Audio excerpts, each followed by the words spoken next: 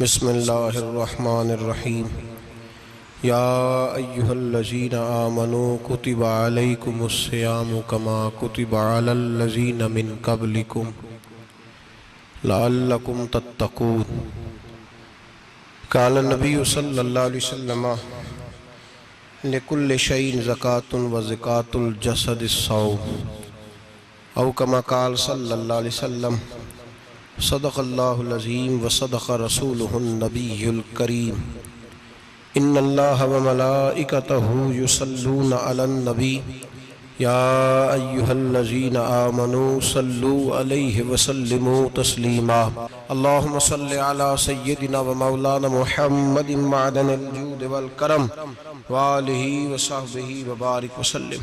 हम्द व सलात के बाद कुरान मजीद सूरह बकरा अल्लाह तबारक व तआला ने इरशाद फरमाया, या अय्युहल्लज़ीना आमनू कुतिबा अलैकुमुस्सियाम, ऐ ईमान वालो तुम पर रोज़े फ़र्ज़ किए गए। कमा कुतिबा अलल्लज़ीना मिन क़ब्लिकुम, उसी तरह जिस तरह तुमसे पहले लोगों पर फ़र्ज़ किए गए थे। लअल्लकुम तत्तक़ून, ताकि तुम परहेज़गार हो जाओ, मुत्तकी हो जाओ, अल्लाह से डरने वाले बन जाओ, गुनाहों से बचने वाले बन जाओ, अपनी ज़िंदगी को रब रसूल के अहकामात की रोशनी में गुजारने वाले बन जाओ। रोज़ा एक प्रैक्टिस है, एक मुजाहिदा है, एक जद्दोजहद है।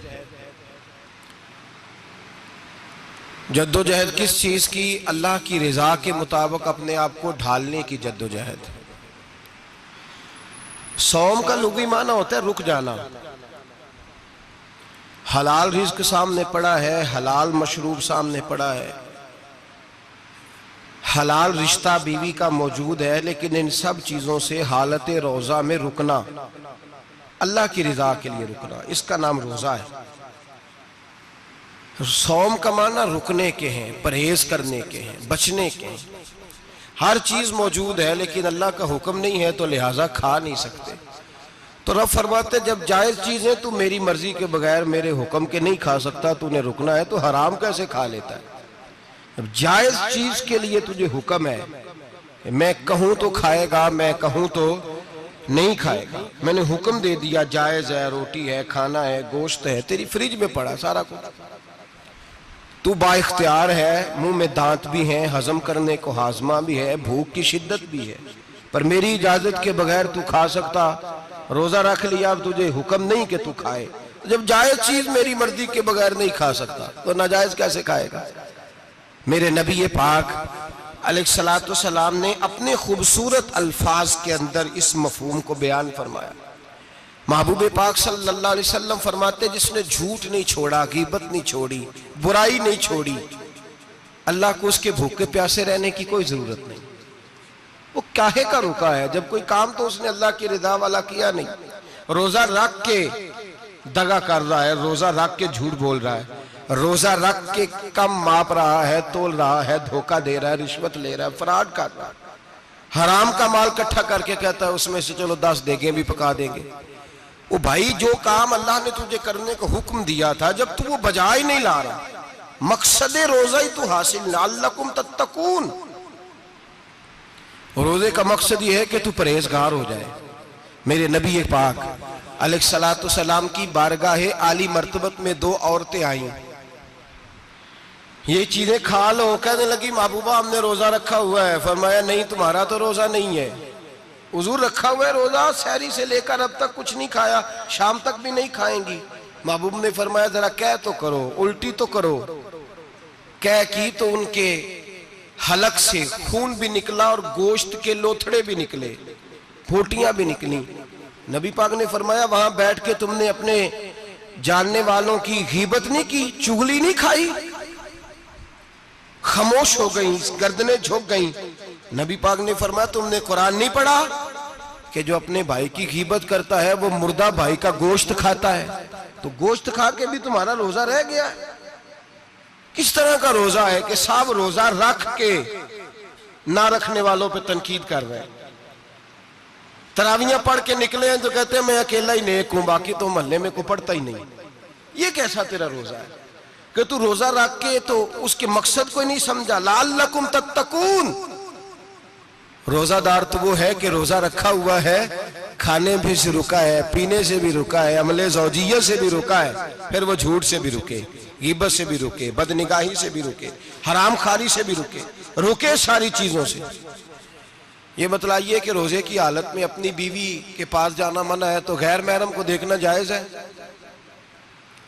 हमारे टीवी पे मैंने पहले भी कहा था कि हम ठेकेदार और जिम्मेदार नहीं है मजहब के। यहां हमारे आने से पहले भी कोई बैठा था, हम मरेंगे तो यहां हमसे बड़े बड़े नेक लोग बैठेंगे, कोई बंदा जिम्मेदार नहीं है। बड़े बड़े कज कुला साहिब जुब्बा और दस्तार, बड़े बड़े साहिब बसीरत आइमा फुकहा उलमा ज़ुआमा नुकाबा सूफिया औलिया गौस कुतुब अब्दाल औताद कुतुबुल अख्ताब, जाने कौन कौन आए, उलमा आए, मुफस्सिरीन आए, मुहद्दिसीन आए, गुजर गए। हम तो खाक नशीन लोग हैं, थोड़ा काम करने वाले, थोड़ी सलाहियत रखने वाले।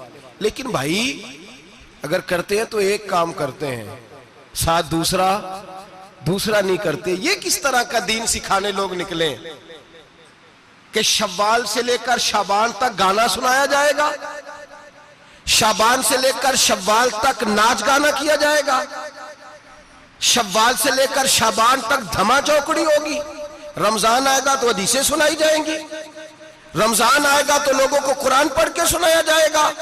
ये मजहब बाज नहीं है कि गवैये मजहब सिखाएंगे, एक्टर मजहब सिखाएंगे। ये मजहब बाज नहीं है कि एक गिलास के अंदर पहले शराब पी लो, फिर उसी गिलास में रमजान आए तो शहद बांटना शुरू कर दो। ये बाज नहीं, ये मेरे रसूलुल्लाह का मजहब है। अगर तुम्हें शौक है दीन सीखने सिखाने का, यकम रमजान को तौबा करो और कहो कि हम टीवी पे बैठ के हदीसें सुनाएंगे तो सारा साल सुनाएंगे, और जिस जुबान से हदीस निकलेगी फिर उससे कभी गंदा गाना नहीं निकलेगा, फिर कभी नाच गाना नहीं होगा। ये कौन सा मजहब है जो बीबियां सिखा रही हैं? ये कौन सा दीन है जो औरतें सिखा रही हैं? मेरे रसूल पाक सल्लल्लाहु ताला अलैहि वसल्लम का वो मजहब है कि मेरे आला हजरत फाजिल बरेलवी रहमतुल्लाह अलैह ने फरमाया, मर्द के लिए जायज नहीं कि वो औरत की जुबान से मिलाद भी सुने, नात भी सुने। मर्द के लिए जायज नहीं, मर्द को मर्द सिखाएगा, औरत सिखाएगी तो औरतों को सिखाएगी। बेशक आप सवेरे फतवा दीजिए कि छोटी सी मस्जिद में बैठ के, छोटे से कोने में बैठ के छोटा सा मौलवी, और वहां तो इतने इतने बड़े मुफ्ती टीवी पे बैठे हुए, वो गलत है तो सही है कैसे हो गए? सुनो, मेरे नबी पाक अलैहिस्सलातु सलाम के मजहब का हुस्न ये है कि इस्लाम कहता है एक नजर बीबी को देखा किसी ने गलती से तो माफी हो जाएगी, दूसरी नजर शहवत से देखा तो हराम है उसके लिए। वो पाकिस्तान का मौलवी हो या सऊदी अरब का शाह हो, किसी के लिए औरतों के बीच फिरना उठना बैठना जायज है? मेरे नबी पाक सल्लल्लाहु ताला अलैहि वसल्लम ने फरमाया, मैं औरतों से मुसाफा करने नहीं आया। और मेरे नबी पाक सल्लल्लाहु अलैहि वसल्लम ने फरमाया, हुजूर फरमाते लेकिन ना कुत्ता बिल्कुल नापाक नहीं होता, कुत्ते का थूक नापाक होता है, या कुत्ता गीला हो जाए तो नापाक होता है, लेकिन खिंजीर सारा नापाक होता है, कुल नापाक है खिंजीर। नबी पाक ने फरमाया खिंजीर भी हो और गंद में लिथड़ा हुआ भी हो, पेशाब में लिथड़ा हुआ हो, गोबर में लिथड़ा हुआ हो, पखाने और फुजले में लिथड़ा हुआ खिंजीर हो, उसका जिस्म तेरे साथ टकरा जाए तो इतना बुरा नहीं जितना गैर महरम औरत का वजूद तेरे साथ टकरा जाए तो बुरा है।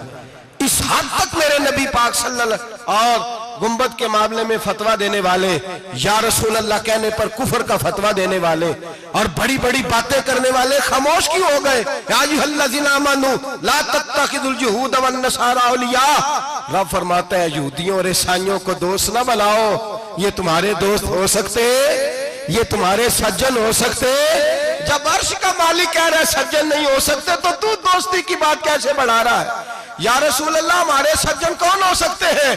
फरमाया तुम्हारा दोस्त वो हो सकता है जो मोहम्मद अरबी का गुलामी करने वाला हो, जो रसूलुल्लाह की नौकरी करना हो दोस्त होगा। दूसरा दोस्त हो सकता, कोई एक्टर मजहब नहीं सिखाएगा, कोई गवैया मजहब नहीं सिखाएगा।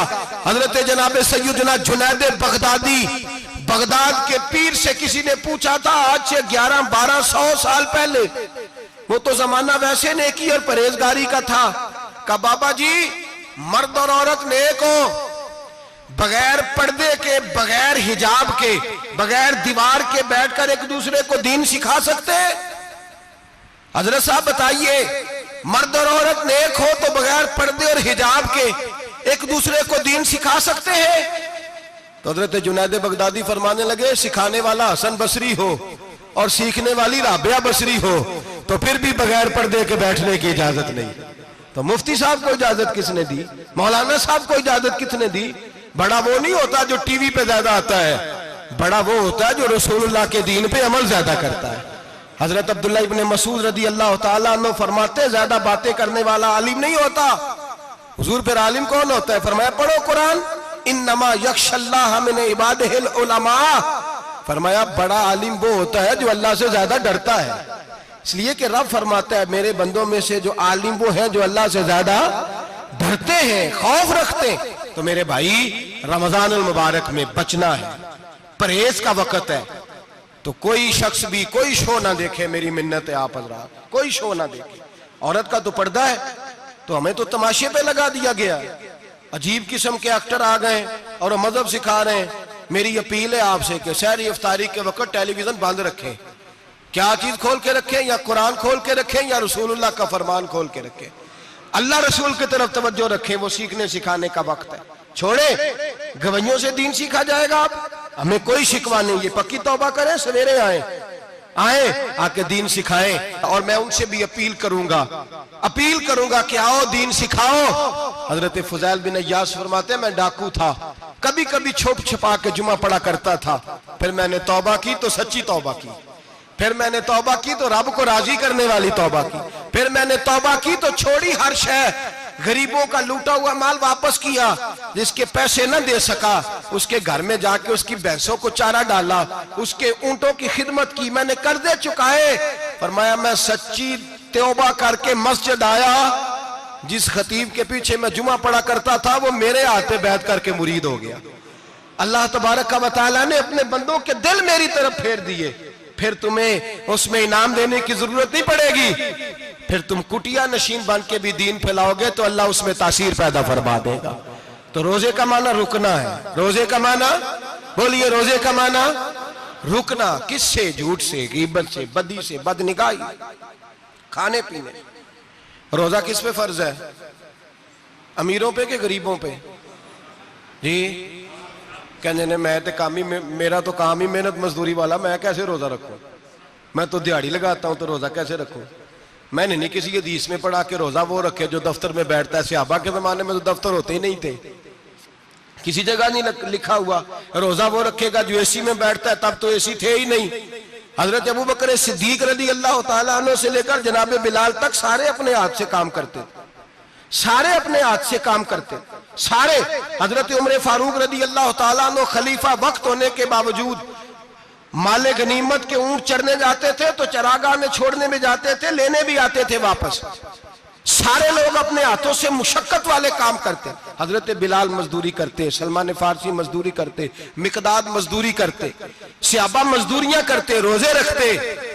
और रमजान के जाने का वक्त होता तो दर रसूल पे खड़े होकर अर्ज करते, महबूबा दिल नहीं भरा, दिल करता है कभी रब सारा साल ही रोजे अता करे, सारा साल रमजान दे तो हम सारा साल रोजे रखने को तैयार है। जज्बा था, ताकत थी, हिम्मत थी। आज नौजवान लड़का है, कहता है मुझसे भूख बर्दाश्त नहीं होती। मेरे भाई, रब बीमारी ला देना, अल्लाह से दुआ मांगे, अल्लाह शिफाए अता फरमाए, और दुआ करें अल्लाह आजमाइश से महफूज फरमाए। आप यकीन करें, मैंने लोगों को देखा है, हलक से कतरा नहीं उतरता, खुराक की नाली लगी हुई है, आला ग़िज़ाएं पकी हुई पड़ी है। अर्श का मालिक कहता है मैं तेरे हलक से गुजरने नहीं दूंगा, कानून बन गया। मैंने देखा है ड्रिप पे लोग जिंदा है, बोतल लगी हुई है ग्लूकोज की, गुजारा चल रहा, आला ग़िज़ाएं पड़ी हैं, लाखों रुपया तिजोरी में पड़ा है।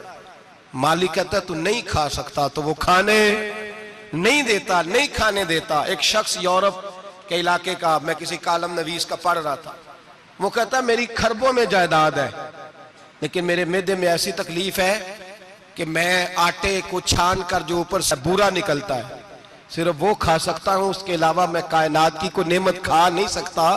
और मेरे भाई, वो जब चाहे तो बड़े बड़े खाने खाने से तुझे रोक दे, तेरे दांत चबाने के काबिल ना रहे, जुबान निगलने के काबिल ना रहे, मैदा तेरा हजम करने के काबिल ना रहे, वो जब चाहे तो जो मर्जी कर ले। वो कहता चल तू मेरी मर्जी पे चल ना, 1 महीना मेरे कहने पे ना खा, 1 महीना मेरे कहने पे ना खा, तो या अल्लाह तू क्या करेगा? फरमाया सौमु तसहु, मेरे नबी पाक ने फरमाया तुम रोजे रखो, अल्लाह तुम्हें सेहत अता फरमा देगा, अल्लाह तंदुरुस्तियां दे देगा, शिफाएं दे देगा। तुम रोजे रखो, अल्लाह तुम्हें, सुभान अल्लाह, अल्लाह तुम्हें, अल्लाह ताकत देता है, हिम्मत देता है, अल्लाह हिम्मत देता है। मैंने देखा है, मैंने बुजुर्गों को देखा है, ज़ईफ लोगों को देखा है, कमजोर लोगों को देखा है, मैंने देखा है रोजे रखते हुए, मजदूरों को देखा है रोजे रखते हुए। मैं अपने अब्बा जी को कहता, अब्बा जी इतनी सख्त गर्मी और मजदूरी आप करते और मजदूरी के आलम में रोजा रखते, तो कहते पुत्र रोजा की आंदा है, रोजा कदों को जाता है, रोजा अपनी जगह ते वे मजदूरी अपनी जगह होते। और कई दफा मैनू फरमान लगे, मैनू यार समझ कोई नहीं लगती, पता नहीं रोजिया च अल्लाह ताकत कितों दे छड़दा इन्नी ज्यादा, काम भी ज्यादा करीदा है ते रोजा भी भाई सौमु तसहु, मेरे मुस्तफा ने फरमाया तो रोजा रख, अल्लाह तुझे सेहत अता फरमा देगा। रब ताला तुझे, यहाँ होटल खुले हुए हैं, यहाँ अजीब हालात है, होटल खुले हुए हैं, लोग बहाने ढूंढते फिरते हैं, कहते हैं कट लग गया था, जरा थोड़ा सा खून निकल आया, सनी प्लास लगाई है तो रोजा नहीं रखा, ये जरा मुझे थोड़ी दिक्कत हो गया तो मैंने रोजा नहीं रखा, खांसी लग गई है तो रोजा नहीं रखा। ओ खुदा के बंदे, रोजा तो नेमत है। और सुभान अल्लाह, मेरे नबी पाक ने फरमाया लिकुल्ल शैइन ज़कात व ज़कातुल जसद सौम, फरमाया हर शय की ज़कात होती है, वजूद की ज़कात रोजा है, रोजे रखो जिस्म की ज़कात निकल जाएगी। फाका करना भी मेरे नबी पाक की सुन्नत है, मिसवाक करना भी सुन्नत है और फाका करना भी। मिसवाक वाली सुन्नत ज्यादा अपनाते हैं लोग, फाका करना भी नबी पाक की सुन्नत है। एक साहब मुझे कहने लगे जनाब बैठ के खाना हुजूर की सुन्नत है, मैंने कहा कभी कभी ना खाना भी नबी पाक की सुन्नत है, ना खाना भी हुजूर की सुन्नत है। और हमारे फुकाहा ने लिखा है जो रोटी ज्यादा खाता है उसमें 2 बातें पैदा हो जाती हैं, क्या क्या? एक बोलता ज्यादा है, दूसरा सोता ज्यादा है, गाफिल हो जाता है। फाका और हकीम अतिब्बा डॉक्टर कहते हैं कि पेट खाली रहे ना जिस आदमी का, उसका हाफजा मजबूत होता है, उसके ज़हन की गिरा खुलती है। ज्यादा खाने से तो खुमारी चढ़ती है, दिमाग ढूंढते फिरना, रोटी किधर से आज अच्छी है, घर में नहीं पकी तो होटल चले जाना, खाने के सिवा और काम ही कोई नहीं। ओ साहब, मेरे नबी पाक अलैहिस्सलाम ने फरमाया काफर 7 आंतों से खाता है, 7 आंतों से, और फरमाया मेरा मोमिन 1 आंत से खाता है, उसके वजूद में खाने वाली 1 आंत है, काफर 7 आंतों से खाता है। फाका कशी से नूरानियत पैदा होता है, कम खाना। देखे ना, नबी पाक सल्लल्लाहु अलैहि वसल्लम ने अल्लाह से फाका मांग के लिया है, या अल्लाह 1 वक्त रोटी दे, 1 वक्त का फाका दे, मांग के लिया है नबी पाक ने, मांग के। हजरत अबू हुरैरा रदी अल्लाह ताला अन्हु फरमाते हैं भूख ज्यादा लगती थी ना जब मुझे, तो मैं हजरत उमर से, अबू बकर से, उस्मान, मौला अली से कोई मसला पूछ लेता था, और जब मैं मसला पूछता था तो वो मुझे रोटी खिला देते थे। जब मैं उनसे मसला पूछता तो वो मुझे, हजरत अबू हुरैरा फरमाते हैं मुझे भूख लगी, मैं हजरत उमर के पास गया, उनसे मसला पूछा। उनका रिवाज था जब मैं मसला पूछता तो पहले रोटी खिलाते। हमारे बुजुर्ग ये फरमाते हैं कि खाने खिला के दीन पढ़ाओ, सिर्फ तुम्हारा कुतुब खाना नहीं खुला होना चाहिए, तुम्हारा दस्तरखान भी खुला होना चाहिए। किसी ने नबी पाक सल्लल्लाहु अलैहि वसल्लम से पूछा था बेहतरीन मुसलमान कौन है? हुजूर ने फरमाया जो सलाम लेने में पहल करे और रोटी ज्यादा खिलाए, जो रोटी हर वक्त फिक्र करे आ यार तो रोटी खा ले, रोटी खाने की तरफ तवज्जो दिलाए। खिलाना सुन्नत है, ज्यादा खाना इसमें भी फर्क रखे। तो नबी पाक सल्लल्लाहु अलैहि वसल्लम के सहाबी हजरत अबू हुरैरा रदी अल्लाह ताला अन्हु फरमाते मैंने हजरत उमर से मसला पूछा, मैंने कहा हुजूर मसला बताएं, तो कहते पहले उनकी आदत थी जब मैं मसला पूछता तो रोटी भी खिलाते, आज उन्होंने मसला ही बताया है, रोटी कोई नहीं खिलाई। तो मुझे कहने लगे अबू हुरैरा तू सोचता होगा रोटी नहीं इसने पूछी, तूने कब से खाना नहीं खाया? मैंने कहा आज सुबह से। तो जनाब उमर कहने लगे मैंने कल सुबह से नहीं खाया। चल अबू बकर सिद्दीक के घर मसला पूछते हैं। कहते जनाब सिद्दीक अकबर के दरवाजे पे गए, जाकर के उनसे मसला पूछा। उनकी भी आदत थी जब कोई मसला पूछने जाते तो दस्तरखान बिछा लेते, कहते आओ रोटी भी खिलाता हूँ मसले भी बताता हूँ। कहते हैं गए तो उन्होंने भी मसला बताया, रोटी कोई ना पूछी। तो कहने लगे उमर अबू हुरैरा तुम लोगों ने कल परसों से नहीं ना खाया होगा। और अबू बकर को 4 दिन गुजर गए हैं, थोड़ा सा दूध मिला है या खजूर मिली है, रोटी कोई नहीं मिली, चलो दरे रसूल पे चलते हैं, आओ हुजूर की बारगाह।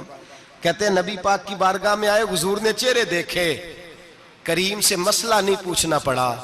मेरे मुस्तफा करीम ने फरमाया भूख लगी हुई है तुम तीनों को, 3-4 दिन हो गए। अल्लाह के रसूल ने फरमाया मुझे पूरा हफ्ता हो गया है। सबब कुछ और है जिसको तो खुद समझता है। जवाल बंदा ए मोमिन का बेजरी से नहीं, भूख नुकसान का वजह नहीं बनी, वजह कोई और बनी है। रिश्वतें जो बाजार गर्म हुए हैं लूट मार के, ये रोटी के लिए नहीं, ये ज्यादा खाने के लिए, ये बैंक बैलेंस के लिए गर्म है। ये लूट मार का मकसद कोठियां बनाना है, रोटी का तो रब करीम का वादा है। जो रोज रोता है शाम को कि मेरा कारोबार कोई नहीं, असल में कहता है बंगला कोई नहीं, असल में कहता है कार कोई नहीं, पजारो कोई नहीं, रोटी तो अल्लाह अता फरमाता है, उसका वादा है। फरमाया हुजूर ने 3 दिन बीत गए, चलो। मेरा बेतकल्लफ सहाबी अबुल हसन अंसारी, वो बड़े नसीब वाले होते हैं जिनको मेरे नबी पाक खुद कहते थे कि तेरी फलानी जिम्मेदारी है। इस जमाने का तो किसी को कह दिया जाए ये तेरी जिम्मेदारी है तो कहता है ये तो फटीके डालने लग गया, यहां से तो छुट्टी कर देनी चाहिए। खुश होते थे सहाबा के हमारी जिम्मेदारी लगी।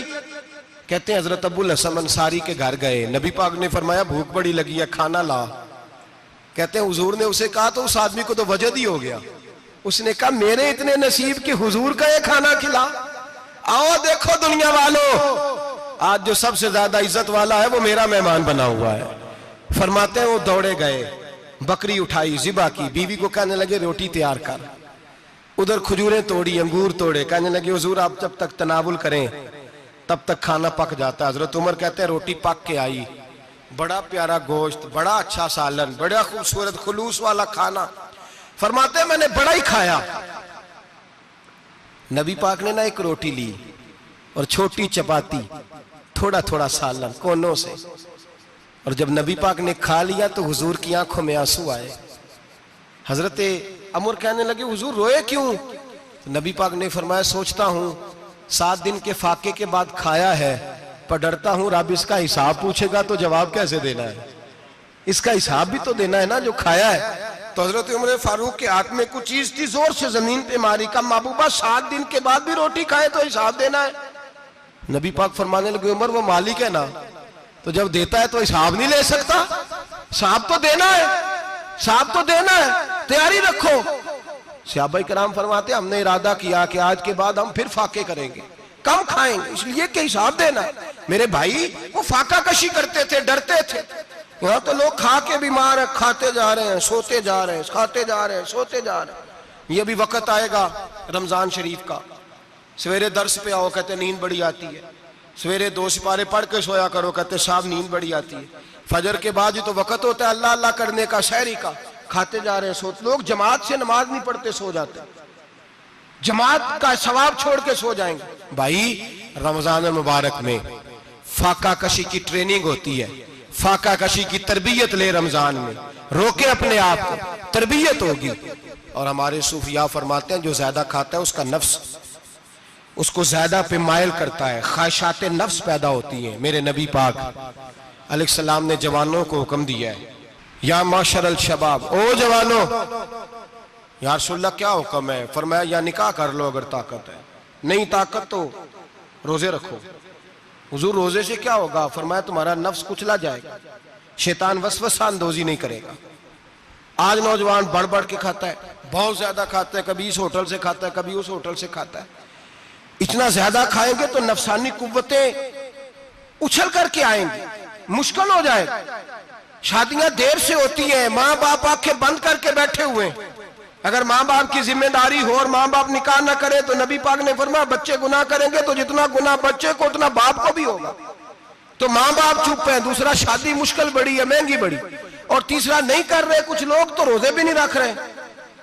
तो रमजान उनके लिए भी वक्त है, नफसानी कुव्वतें कुचली जाएंगी। खाना जितना कम खाया जाएगा उतना वजूद के अंदर नफसानी ख्वाहिशात कम पैदा होंगी। तो रमजान तो प्रैक्टिस है मुजाहिदे की, दीन की। और दूसरा मेरे हबीब पाक सल्लल्लाहु अलैहि वसल्लम ने फरमाया है, हुजूर फरमाते हैं कि रमजान और कुरान का आपस में रिश्ता है। कुरान पाक कितना पढ़ना चाहिए रोजाना? ज्यादा से अल्लाह जज़ा दे। उम्मीद है आप ज्यादा से ज्यादा ही पढ़ते होंगे।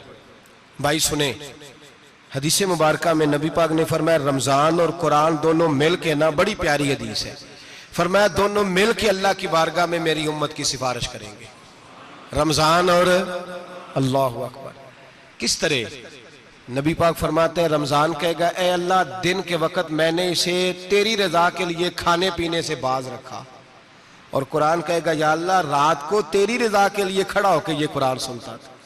रमजान और कुरान दोनों सिफारिश करेंगे।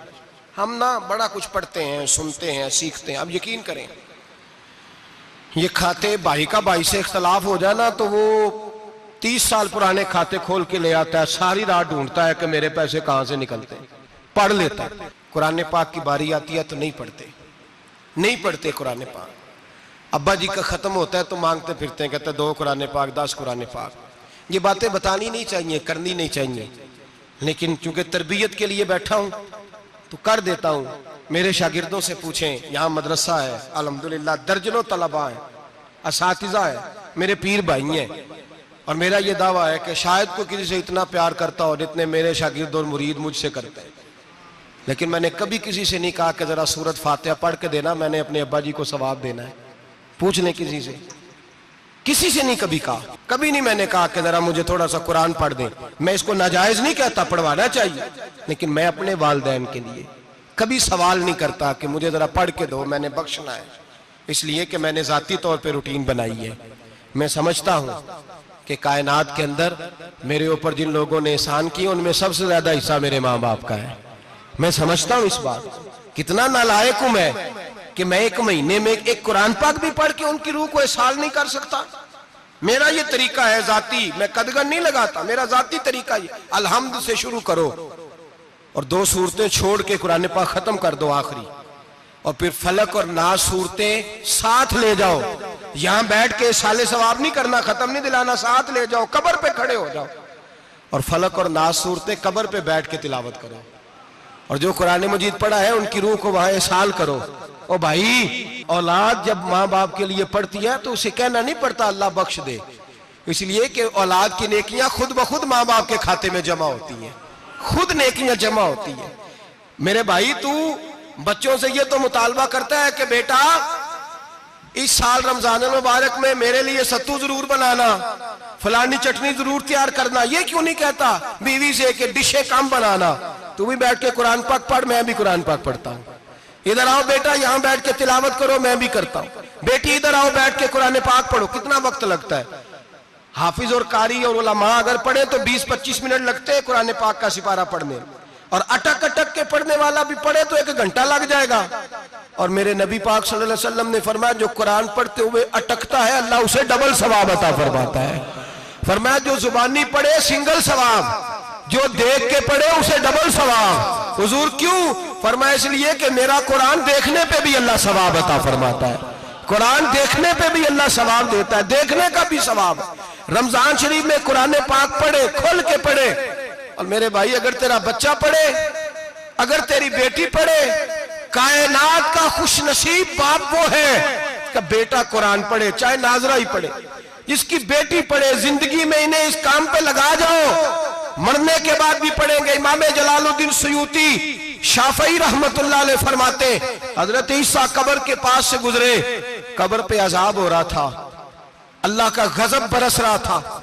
जनाब ईसा इस्तिगफार पढ़ते डरते गुजर गए। थोड़ी देर के बाद, चंद घंटों के बाद गुजरे तो उसी कब्र पे फूल खिले हुए थे, रहमत बरस रही थी। हजरत ईसा अलैहिस्सलाम अर्ज करने लगे, मौला तू बेनियाज है, मेरी ताकत नहीं तेरे कामों में बोलने की, पर अभी तो यहाँ अजाब हो रहा था, अभी रहमत बरस रही है। जनाब ईसा कहते हैं आवाज़े खुदाबंदी आई, ईसा बंदा बड़ा गुनाहगार था, पापी था, मुजरम था, खताकार था, लेकिन जब इसका इंतकाल हुआ, इसकी बीवी हामला थी, उसके पेट में बच्चा था, बच्चा इसके इंतकाल के बाद पैदा हुआ। आज वो 4-4.5 साल का हुआ है, मकतब में गया है, मदरसा में गया है, उस्ताद ने बिस्मिल्लाह शरीफ पढ़ाई है। फरमाया उसने तोतली जुबान से कहा है बिस्मिल्लाहिर्रहमानिर्रहीम का, ऐसा मुझे बतला इस जमीन पर वो मासूम जिसे अभी रहमान और रहीम कहना नहीं आता, वो तोतली जुबान से मुझे रहमान और रहीम कहे और मैं उसी जमीन पे उसके बाप को अजाब दूं? फरमाया उसने एक बार रहमान और रहीम कहा है, मैंने उसकी बाप की कब्र को नूर से मामूर फरमा दिया है, नूर से भर दी है कब्र, बरकत से भर दी है।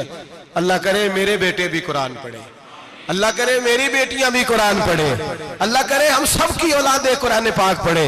लेकिन ना इमाम आजम अबू हनीफा रमजान में 61 कुरान पाक पढ़ते थे। कितने? 60 थे एक। अल्लाह अकबर। एक कुरान पाक दिन में पढ़ते पूरा, एक रात को पढ़ते, एक तरावी में पढ़ते। 61 कुरान पाक इमाम साहब पढ़ते। आप फरमाते मैंने छोड़ दिए सारे वजीफे, मैं सिर्फ रसूलुल्लाह का कुरान पढ़ता हूं। रमजान सारा कुरान पाक, सारा रमजान। अब तो आदत ही नहीं रही हमें कुरान पाक की। अगर लोग नाराज ना हो तो महफिल नात होती है तो तिलावतें कितनी होती हैं, और नातें हमने ज़ौक़ ही नहीं बनाया, ज़ौक़ ही नहीं बनाया हमने तिलावत कुरान का। इसलिए कि कुर्रा उलमा फुकरा इनको हम तैयार ही नहीं कर रहे, हम तो एक्टर पाल रहे हैं जो पैसे लेते हैं नात खानी के। माज़अल्लाह। ओ मेरे भाई, क्या कुरान मेरे नबी की नात नहीं? हजरत आयशा सिद्दीका रज़ी अल्लाह तआला अन्हा के पास सहाबा गए, कहने लगे अम्मा जी हमें नबी पाक का इखलाक बतलाएं। तो अम्मा जी कहने लगी जाओ जाके कुरान पाक पढ़ो, काला खुलुकुहुल कुरान, सारा कुरान मेरे नबी के इखलाक का ही नाम है। ये सारी नात है, ये सारी नात है। इस नात को सुनने लोग क्यों नहीं आते? इतना राश में अपने नात में उतना तरावी पे क्यों नहीं होता? और मिल्लत का जवान याद रखे, बूढ़े तरावियां पढ़ते हैं, ज़ईफ तरावियां पढ़ते हैं, घुटनों में दर्द है तरावियां पढ़ते, बीमार बूढ़े तरावियां पढ़ते हैं, जवान वहां चौक में खड़े। क्या जवानी इसलिए है चौकों में खड़ा हुआ जाए? क्या जवानी इसलिए है कि सऊदी अरब जाने के लिए पासपोर्ट बनाना हो तो 2.5 घंटे खड़ा रहे तू, शनाख्ती कार्ड के दफ्तर तू खड़ा रहे, प्रोटेक्टर के लिए खड़ा रहे, काफिरों के सामने कासा लेसी करने के लिए तू खड़ा रहे, तू नौकरी पे जाए तो सारी रात खड़ा रहे, और तू कुरान के लिए खड़ा नहीं होता? मेरे महबूब ने फरमाया मन कामा ईमानन व इहतिसाबन गुफिरा लहु मा तक़द्दम मिन ज़ंबि। फरमाया जो रमजान मुबारक में अल्लाह की रिजा के लिए गुनाहों की माफी के इरादे से कयाम करेगा, रातों को इबादत करेगा, अल्लाह उसके पिछले सारे गुनाह माफ फरमा देगा। नौजवान इरादा करें, प्रोग्राम बनाएं कि इंशाअल्लाह कुरान पढ़ना भी है, कुरान पढ़वाना भी है, सुनना भी है, और इंशाअल्लाह बोलिए सुनना भी है और पढ़ना भी है और पढ़ाना भी। हिम्मत करें, दलेरी करें, आके खड़े तो हो, अल्लाह तौफीक अता करेगा। पहली बात यह कि रोजा रखें, दूसरी बात यह कि कुरान पाक की तिलावत करें, और रोजा रखें तो रोजे के सारे हुस्न समेत उसे रखें। नबी पाक ने फरमाया रमजान गमखारी का महीना है, गमखारी करें। हमारे जमाने में 2 किस्म की तकलीफें हैं। एक तो गरीब आदमी, उसका हाल यह है कि वो मांगते ही गुजारा करना चाहता है, उसने हाथ यूं कर लिया है तो अब उसका यूं होने को तैयार नहीं। जरूरत अगर किसी आदमी को किसी दरवाजे पे ले जाती है तो बुरा नहीं, लेकिन सवाल का अपने ऊपर दरवाजा खोल लेना ये ठीक नहीं। फाका कशी पैदा करें, हौसला पैदा करें, थोड़े पे गुजारा करना सीखें। गरीबों को भी इजाजत नहीं कि वो निकल खड़े हों मैदान में मांगने के लिए। टोलियां निकलती हैं रमजान में, जत्थे निकलते हैं खैरात इकट्ठी करने वाले। बचें। मेरे नबी पाक सल्लल्लाहु अलैहि वसल्लम ने फरमाया जिसने बगैर जरूरत के सवाल किया, जब कयामत के दिन आएगा तो उसके चेहरे के ऊपर गोश्त नहीं होगा, सिर्फ ढांचा ही होगा।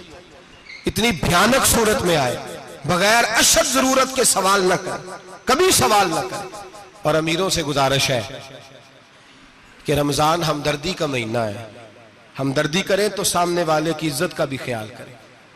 ये बात दुरुस्त है कि गरीब सियाना नहीं होता, इसलिए कि जिसकी जेब में पैसे नहीं होते भाई उसे अकल भी नहीं होती।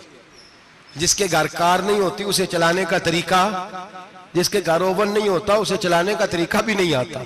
जिसके घर में चीजें होती हैं उसे चलाना भी आ जाता है। जिदे घर दाने ओदे कमले भी उसके सियाने हो जाते हैं।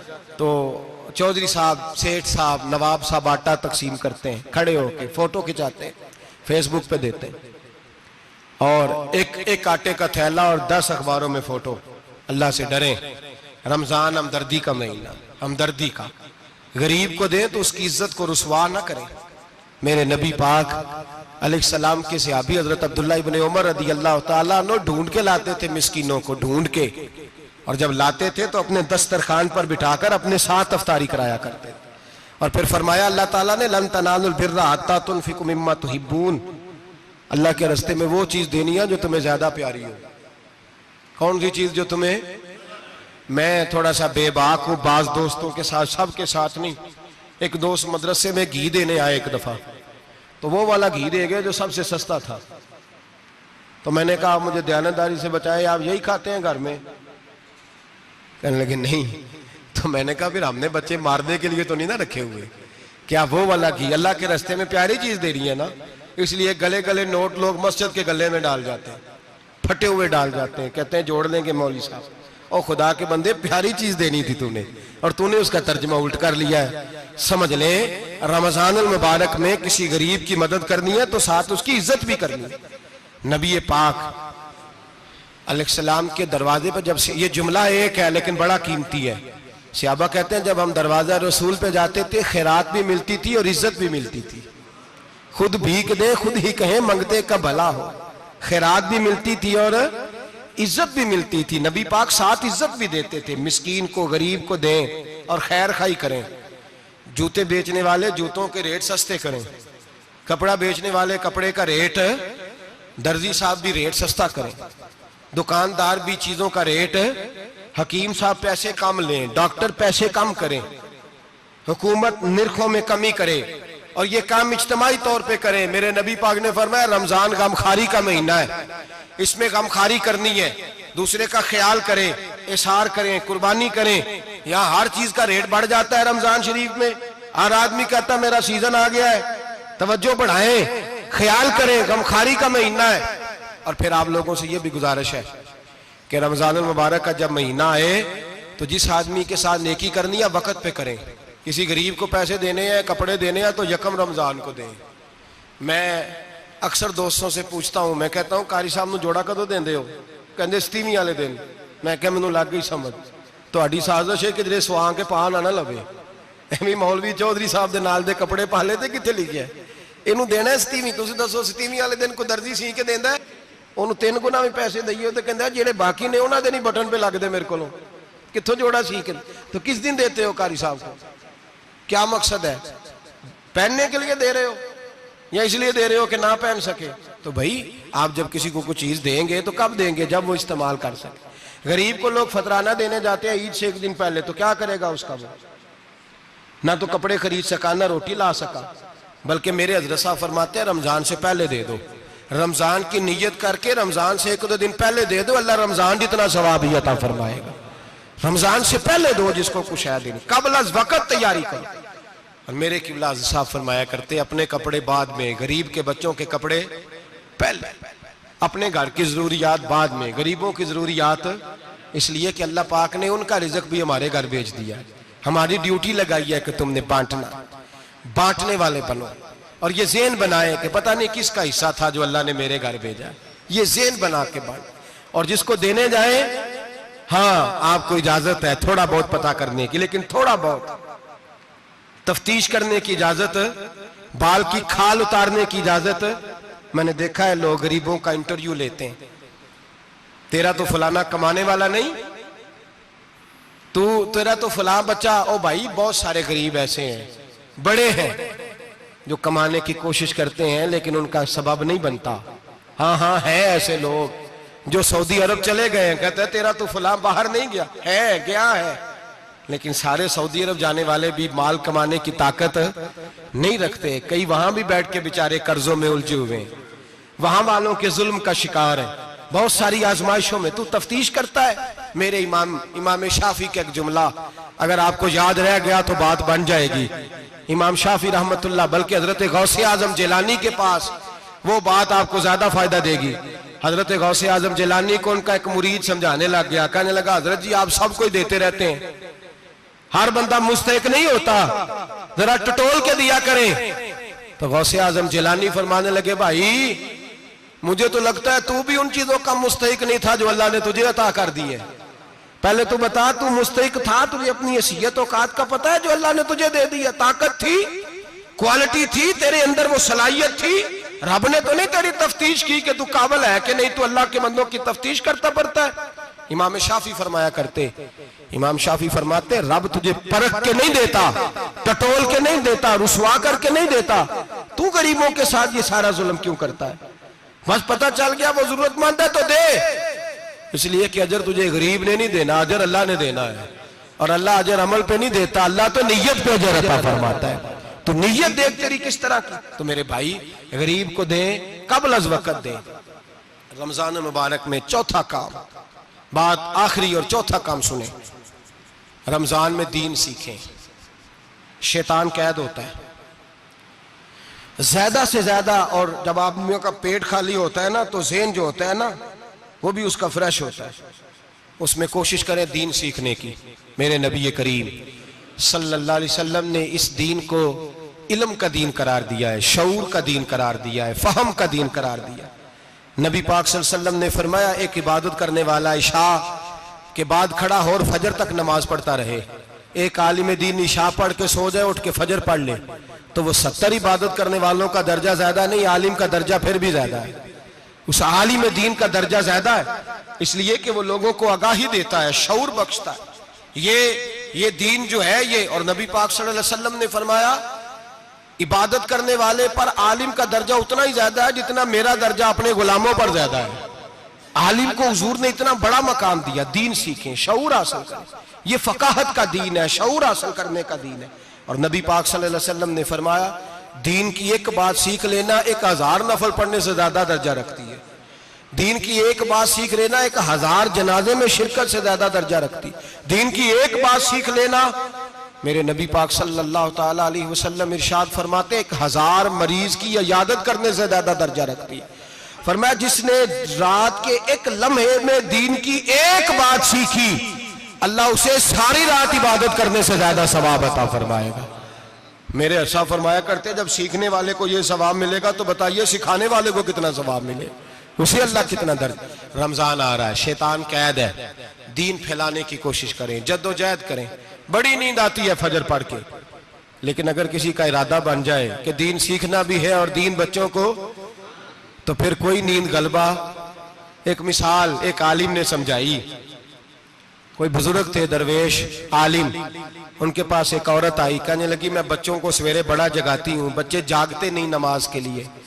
बड़ा अजीब जवाब दिया बुजुर्गों ने, दरवेश ने, आलिम ने। कहने लगे, बीबी क्यों नहीं जागते, जगाया कर, बेदार किया कर, उठाया कर। कहने लगी, बड़ी जद्दोजहद करती हूँ, उठते नहीं, बेदार नहीं होते। अल्लाह वाले थे ना। कहने लगे, ये बता, अगर उस कमरे में आग लग जाए तो फिर बच्चों को कैसे बेदार करेगी? आग से बचाने के लिए क्या करेगी? फिर तो बालों से पकड़ भी घसीटना पड़ा तो घसीट के कमरे से लाऊंगी, फिर तो चोटें लगती हैं तो लग जाए, फिर मैं परवाह नहीं करूंगी। आप फरमाने लगे, यूं समझ ले जहन्नम की आग जल रही है, अगर तेरे बच्चे ने नमाज ना पढ़ी तो आग लग जाएगी, अगर इसने इबादत ना की तो उसे आग, अब जैसे भी तुझे उठाना पड़ता है उठा घसीट के बाहर ला, लेकिन उसकी नमाज कज़ा। नींद बड़ी आ रही है सवेरे, लेकिन अगर दीन ना सीखा तो मुश्किल हो जाए। जैसे भी अपने आप को जगाना चाहिए, हिम्मत करनी चाहिए, दलेरी करनी चाहिए। हमेशा मिदहते खैरुल अनाम में गुजरे, दुआ है ये उम्र दरूद व सलाम में गुजरे। आखिर दावा।